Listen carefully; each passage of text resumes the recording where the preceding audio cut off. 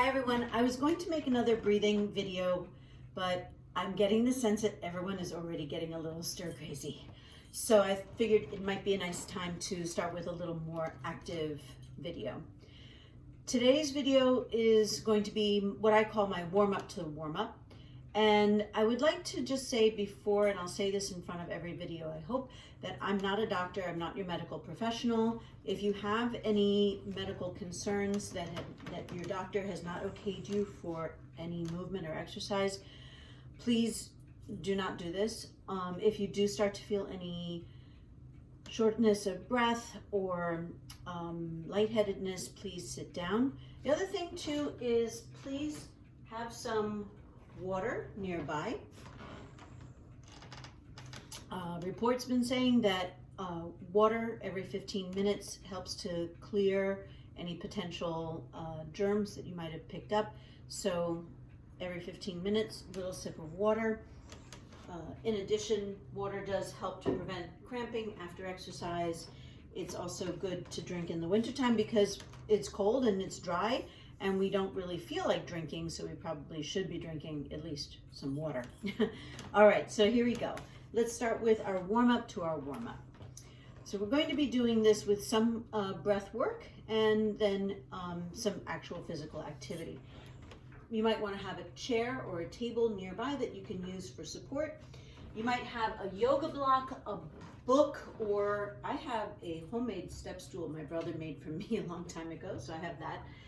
Have those things nearby. We're going to start just freestanding. Give yourself a little space between your feet, about hips distance apart, and we're going to take a rolling of the shoulder back just a few times. And this is not anything that you need to work hard at. It's not up, down, around, and back. It's just a little mobility movement, okay? Find your way into a neutral place with your shoulders. Not a military position, but just an easy, natural place to be. Then from here, we're going to take a breath in. Imagine that we're growing a little taller as we do. And as you exhale, let your chin turn to one side. Hold here and breathe. And as you exhale, turn your chin over to the other side. Hold and breathe again. And then as you exhale, come back to center. Lift your chin up towards the ceiling, enough that you feel some length going down the front of your throat. And then from here, bring it back to neutral. Inhale, lift your shoulders straight up towards your ears. Let this be easy, no rigid, and then exhale and release back down. And then inhale again, lift the shoulders up towards the ears, and exhale, release back down. And once again, just straight up towards the ears and release. From here, let your right ear drop towards your right shoulder. So try to avoid bringing the shoulder up towards your ear. Let that soften down. Breath in. As you exhale, come back to center to let your ear go to the left shoulder now. Hold and breathe, and then come back to center. Then we'll inhale and lift arms out and up. And as you exhale, bring your arms out to the side. We're going to make small circles, taking the arms going backwards from the shoulder joint. So I'm moving back, right? We spend a lot of time in front of text messaging devices or computers, so I'm going to encourage a little external rotation at the shoulders. You can start to make those circles bigger if you'd like to. Make sure that there's no pain in the shoulder. And when I say pain, I mean sharp pain, not the warmth of muscle fatigue. The warmth of muscle fatigue is actually what we're looking for. Beautiful. From here, release the arms down. Inhale and lift your right arm forward and up. And as you exhale, reach over into the left side. Let your left shoulder soften as you reach. Let those ribs on the right side open up to the side. And then come back and release down. Inhale and lift that left arm all the way up. And exhale, reach over. So imagine you're leaning back against a wall here. Let this movement happen more in the spine and not in the shoulder. Those are the hips, not from the hips. Perfect. Come back to center. From here, inhale, lift arms out and up. And as you exhale, bring your arms and hands down, hands to the thighs. So you're in a little bit of a bent over position, almost like a miniature squat. We're going to do some standing cow and cat. So as you inhale, you're going to arch your spine, looking your chin up, and exhale, you're going to pull the navel to the spine and round. So you inhale and lift your tailbone, and exhale, draw the tailbone downward. Now, if you have any bulging discs or herniations, I would encourage you to, yes, do the cow part, but instead of coming to cat, just find a neutral spine. So that would be inhale and then exhale to neutral, or cat, as long as there's nothing going on with the discs or hernia or bulging discs. Inhale and exhale, and then we'll come on up. From here, a little bit of rotation movement. Keep your hips facing forward. Inhale, lift arms out and up. As you exhale, hips stay facing forward as you turn to one side. And then inhale, lift the arms out and up. Take it to the other side, lower arms down. And then inhale, lift back up. Exhale, turn to one side. Inhale, lift back up, and exhale, turn to the other side. And then inhale, back up. And exhale, back to center, bring your hands to your hips. You can separate your feet now a little wider, and we're going to rock the hip from side to side. So this is not at the spine, right? It's at the hip. So your shoulders are still basically facing forward. From here, imagine that you're on the beaches of Hawaii and start to do a nice circular movement at the hips as if you were doing a hula hula. Yes, shout out to my cousins from Hawaii. Good. All right, then from here, let's bring those feet back to shoulder, hips distance apart. Hands, once again, come to knees, slight bend forward. You're gonna circle those knees around. And if this produces any sharp pain, obviously stop. But if you're good to go, keep moving, circling in the other direction. Good.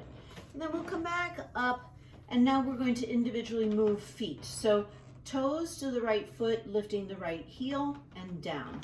Left toes to the floor, heel lifts and down, and keep alternating a few times until they feel like they're ready to do this, which is both at the same time. Lifting up and down. And if you can, maybe hold and then lower. So lift, 2, 3, lower.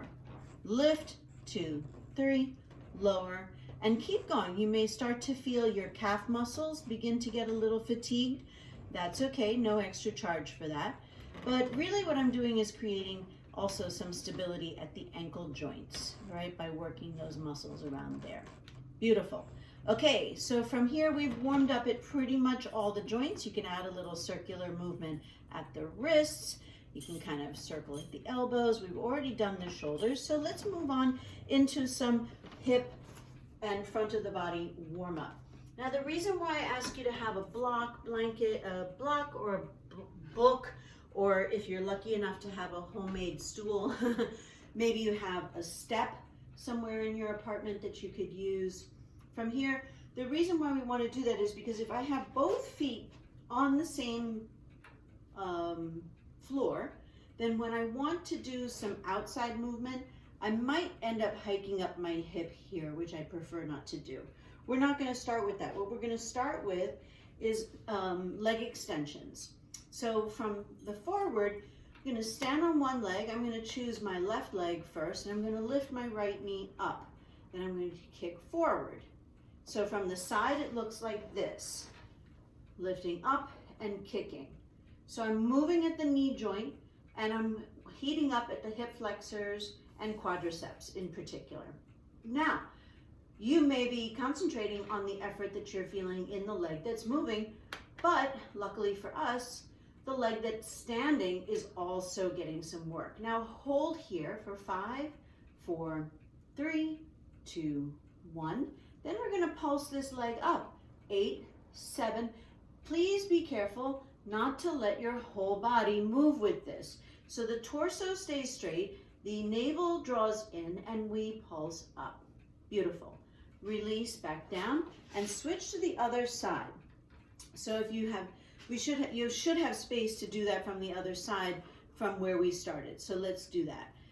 Standing on the right leg now, lifting up the left knee, and we kick out. 8, 7, 6, 5, 4, 3. If you don't feel a whole lot after 8, you can continue, but let's stay with 8 for now. We're going to pulse up for 5, 4. Remember, torso is straight, 2 and 1. And then from here, we're going to lift the whole leg up. 8, 7, 6, 5, 4, 3, 2, 1, and release down. So now we're going to work the side and back of the legs. So here I'm going to work first back. So turning to face the side, the important thing here is that you're not hiking up your hip. You're going to keep your torso straight, and we're going to just kind of lift our right leg off the book or block or stool. Foot is very flexed, meaning you're pointing your shin towards you're pointing your toes, towards your shin, and we're going to kick back. It's a very straight leg, not bent leg. That's something else. We can do that later, but straight leg for now. Hopefully you're going to feel that traveling up your hamstrings and into your major gluteal muscles, glute max. We'll work on the glute medius and minimus later.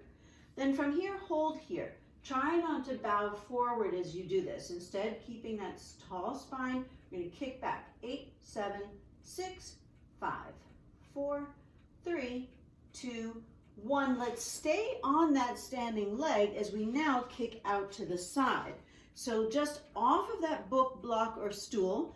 Once again, toes are pointing towards your shin. We're going to go out to the side. Now, if you can, turn your right toes just a bit in towards the left side and kick out more from your heel to really fire up the side here. 5, 4, 3, 2, 1. Then we're going to hold here. Keep lifted. 8, 7, 6, 5, 4, 3, 2, 1. And I'm betting that your standing leg might feel more tired than the leg that you were just working on. Let's switch to the other side. So I'm just moving my chair to the other side. You may have to get down and switch around, but I have, so I'll give you a second to adjust.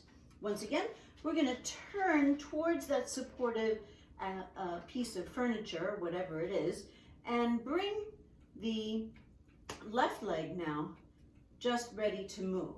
We're going to be kicking back. So the toes are pointing towards the shin. We're pushing out from the heel. As you can see, it's a pretty small movement. You don't need a lot to fire up these glutes. And we have 4 more. 4, 3, 2, 1. Let's keep it lifted and pulse it just a little higher. Your standing leg can be slightly bent as we kick. 8, 7, 6, 5, 4, 3, 2, and 1. Bring it down. We're going to turn away from that support and bring our foot just a little bit out to the side to kick out. And I'll show you so you can see I'm getting a little off camera here. But if you recall, you're going to stand on one leg close to the edge of your standing thing. Toes are flexed, so they're pointing towards the shin, but slightly turning into the right side as we kick out. Tall spine. We're trying not to move anything except just at the hip here. 4 more. 4, 3, 2, 1. Then we're going to lift a little higher from that medium space. 8, 7, 6, 5, 4, 3, 2, 1, and bring it down. Okay, so let's start with that today. We'll be building on to this going forward. Please feel free to leave comments and anything that you're interested in learning more about over these next who knows how long that we're going to be going stir crazy together. But let's try and stay fit while we do it. All right, don't forget your water. Talk to you again tomorrow. Bye.